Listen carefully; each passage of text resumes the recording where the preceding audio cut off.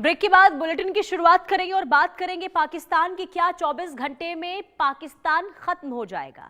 दरअसल देखिए, इस वक्त पाकिस्तानी जनरल डायर आसिम मुनीर चौतरफा घिर गए हैं, क्योंकि अगले 24 घंटे में पाकिस्तान खत्म होने वाला है। 24 घंटों में पाकिस्तान 4 टुकड़ों में बंटने वाला है और इसलिए पाकिस्तान की सेना अपनी ही आवाम पर बम बरसा रही है। यानी कि पाकिस्तान इस वक्त अपने सबसे मुश्किल दौर से गुजरता हुआ दिखाई दे रहा है।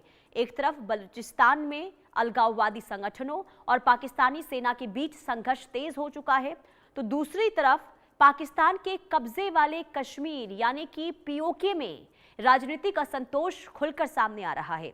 सवाल ये उठ रहे हैं कि क्या वाकई में पाकिस्तान के सामने सिर्फ सुरक्षा संकट है या फिर ये उसके आंतरिक राजनीतिक और प्रशासनिक ढांचे की बड़ी चुनौती भी बन चुका है। क्योंकि बलूचिस्तान में पाकिस्तानी सेना ने ऑपरेशन शाबान के तहत बड़े पैमाने पर कार्रवाई शुरू की है। सेना, फ्रंटियर कोर और स्थानीय पुलिस और संयुक्त अभियान इस वक्त चला रही है और पाकिस्तानी सुरक्षा एजेंसियों का ये दावा है कि अलगाववादी संगठनों के खिलाफ कई ठिकानों को निशाना बनाया गया है और बड़ी संख्या में उग्रवादियों को मारा गया है। वहीं दूसरी ओर बलूच संगठनों और मानवाधिकार कार्यकर्ताओं का यह आरोप है कि इस अभियान में आम नागरिक भी प्रभावित हो रहे हैं। उधर पीओके में भी राजनीतिक तापमान काफी बढ़ गया है। ज्वाइंट आवामी एक्शन कमेटी यानी कि जेएएसी लगातार इस्लामाबाद पर दबाव बना रही है। संगठन ने अपनी मांगों को लेकर बड़ा रुख अपना लिया है और चेतावनी दी गई है कि अगर उनकी मांगों पर ध्यान नहीं दिया गया तो फिर बड़े राजनीतिक कदम उठाए जा सकते हैं। हालांकि सोशल मीडिया और कई मंचों पर पाकिस्तान के टूटने या फिर 24 घंटे में 4 हिस्सों में बंटने जैसे दावे हो चुके हैं, लेकिन इन दावों की स्वतंत्र पुष्टि अभी नहीं हुई है। फिलहाल जो तथ्य सामने आए हैं वो ये बताते हैं कि पाकिस्तान को बलूचिस्तान में सुरक्षा चुनौतियां और पीओके में राजनीतिक असंतोष और आर्थिक दबाव जैसी कई समस्याओं का इस वक्त एक साथ सामना करना पड़ रहा है। तो क्या ये पाकिस्तान के लिए सिर्फ एक अस्थायी संकट है या फिर आने वाले दिनों में ये स्थिति और ज्यादा गंभीर रूप ले सकती है?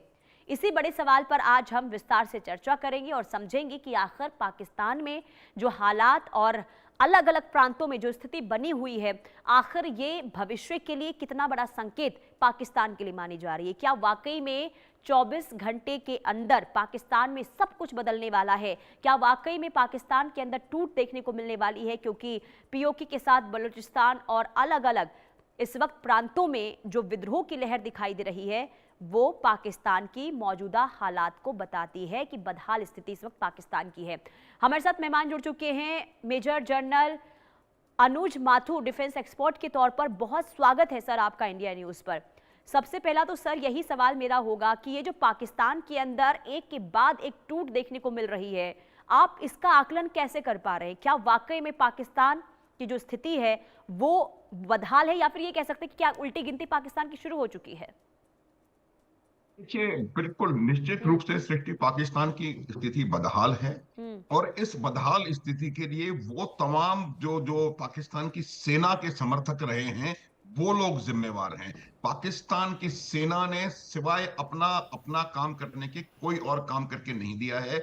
ये बात कल भी मैं कहने का प्रयास कर रहा था। पाकिस्तान में 4 डायरेक्ट बाउट्स हो चुके हैं मिलिट्री रूल के। अयूब खान, याह्या खान, जियाउल हक और परवेज मुशर्रफ। उसके अलावा सेना हमेशा पूरे के पूरे हर क्षेत्र में दखलंदाजी रखती है और अब जो सी मुनीर ने 27वां अमेंडमेंट करके अपने आप को सर्वशक्तिमान बना दिया है, ये सेना की हाई हेडेडनेस और पंजाबी सुन्नी मुसलमान डोमिनेंस का नतीजा है कि आज पाकिस्तान ऐसी परिस्थिति में आकर के खड़ा हो गया है जहां पर चारों तरफ से उसके ऊपर दबाव है, चाहे वो पीएचके हो, गिलगिट बाल्टिस्तान हो, खैबर पख्तूनख्वा हो, बलूचिस्तान हो और या आने वाले समय में आप सिंध में देखेंगे किस प्रकार के अभी ऑलरेडी सिंध में मूवमेंट चल रहा है।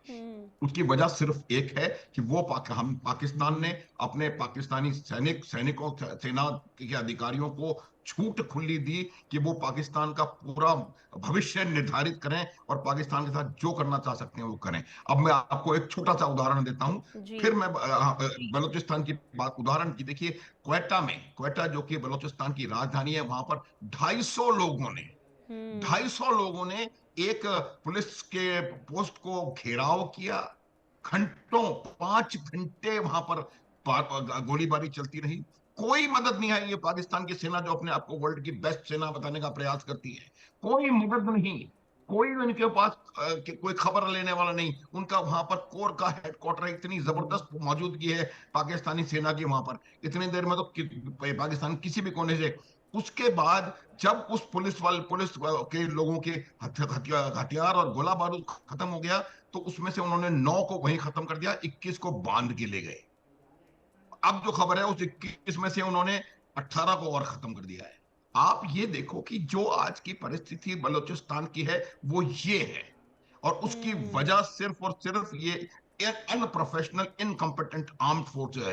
कोई आपके शहर में राजधानी के नजदीक आकर के 250 लोग 5 घंटे तक एक पुलिस हेडक्वार्टर को खत्म तबाह करके और वहां से 27 लोगों को मार दें, ये कोई तमाशा है? तो ये आपको बताता है कि ये पूरा का पूरा जो कंट्रोल है पाकिस्तान का, वो कहीं ना कहीं नजर नहीं आ रहा, रिट नहीं है। अब दूसरी चीज, बलोचिस्तान ने एक करेंसी नोट जारी कर दिया है जी। और वो कहते हैं कि अगले 2 सालों में बलोचिस्तान की अपनी अलग करेंसी होगी। आप याद करें 1943 का वो समय, जब नेताजी सुभाष चंद्र बोस ने एक अलग गवर्नमेंट इन एग्जाइल सिंगापुर में लॉन्च करी थी, तब उस समय भी भारत की एक अलग करेंसी थी, अलग नारा था, जय हिंद का वो था, उनकी अलग मिनिस्ट्री थी, आर्मी थी। तो ये जो तमाम चीजें नजर आ रही हैं, ये देखिए उसी का रिपीटिशन है। और ये जो आजादी की बात हो रही है, ये आजादी ये लोग समय बताएगा कब कितने समय में क्या होगा क्या नहीं होगा, लेकिन ये जब तक हाई हेडेडनेस पाकिस्तान की आर्मी की खत्म नहीं होती और पाकिस्तान का वो एक तरफा सुन्नी पंजाबी मुसलमान डोमिनेटेड माइंडसेट चेंज नहीं होता, तब तक यहां कुछ भी नहीं हो सकता। ये मैं आपको गारंटी से बता सकता हूं। अब आने वाले समय में आप देखेंगे कि किस प्रकार से हालात खैबर पख्तूनख्वा में और बलूचिस्तान में और ज्यादा बिगड़ते हैं। आप देखिएगा 27 जुलाई को ये प्रयास कर रहे हैं कि पीओजेके में चुनाव हो सकते हैं, कोई हालत नहीं मुझे नजर आ रही है कि पीओजेके में चुनाव हो पाए। जी। हालत वहां की ये है क्योंकि सब लोग इस बात को समझ रहे हैं कि पाकिस्तान का की मंशा क्या है। और ये जितने भी तीनों हिस्से हैं, आप याद करें कि खान अब्दुल गफ्फार खान, जिनको सीमांत गांधी कहा गया था, उन्होंने जब ये खैबर पख्तूनख्वा के इलाके को पाकिस्तान में मिलाया गया, तब उन्होंने कहा था, ये शब्द हैं उनके, देखा कहीं से भी कंफर्म किया जा सकता है कि आप, उन्होंने भारत को कहा था कि आप हमें पाकिस्तानी भेड़ियों के सामने छोड़ करके जा रहे हैं। जी। ये जो तीनों इलाके, चारों इलाके हैं, वो कभी भी पाकिस्तान का हिस्सा नहीं बनना चाहते थे। उनको जबरन आपने पाकिस्तान में मिलाया और उसके बाद उनको इंटीग्रेट करने की कोशिश नहीं करी, उनके ऊपर दादागिरी लगाने की कोशिश करी। और इस वजह से उनको प्रयोग से जो उनकी जेन्युइन डिमांड थी उनको दबाने की कोशिश करी, उनको इक्विटेबल रिप्रेजेंटेशन गवर्नेंस में नहीं दिया, उनको किसी प्रकार का वहां पर आपने आर्थिक विकास उस रफ्तार से नहीं हुआ, वहां के चीजों का सिर्फ शोषण और दोहन आपने किया।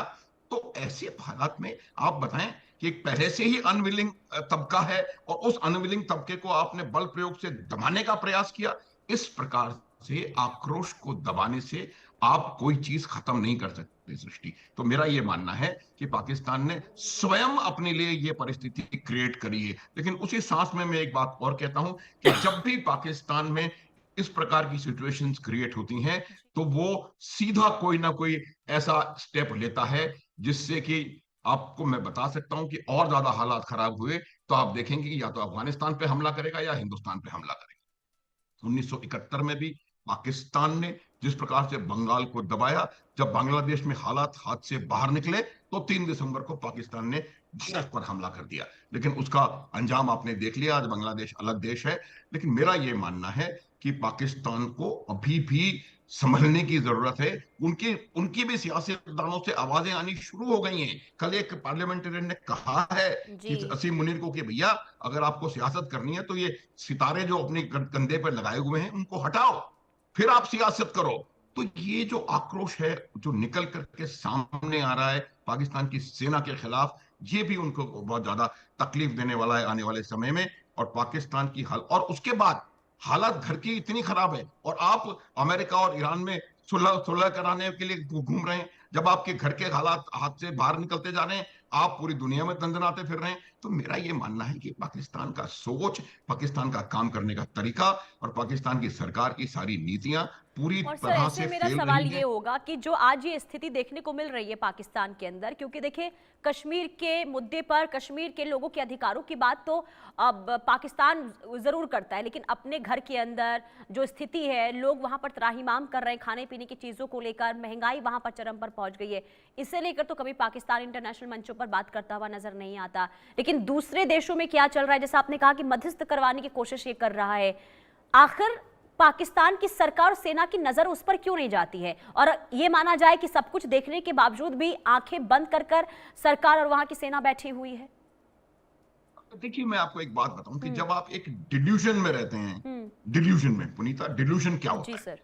कि उनको उनकी सेना ने पाकिस्तान की आवाम को ये सिखाने बताने की कोशिश करी कि पाकिस्तान की सेना सर्वशक्तिमान है, उन्होंने भारत को घुटनों पे ला दिया। उन्होंने ये जो डिल्यूशन है, ये उन्होंने अपने अपने अपनी खुद की आवाम को मिसगाइड करने के लिए किया। और हाँ। अब जब उनको नजर आ रहा है वो सेना जो अपने खुद का अपने प्रदेश की राजधानी, सूबे की राजधानी से कुछ दूरी पर एक पुलिस हेडक्वार्टर को नहीं बचा सकती 5 घंटे तक, वो सेना क्या हिंदुस्तान से लड़ेगी? ये दिखाई दे रहा है पाकिस्तानी को।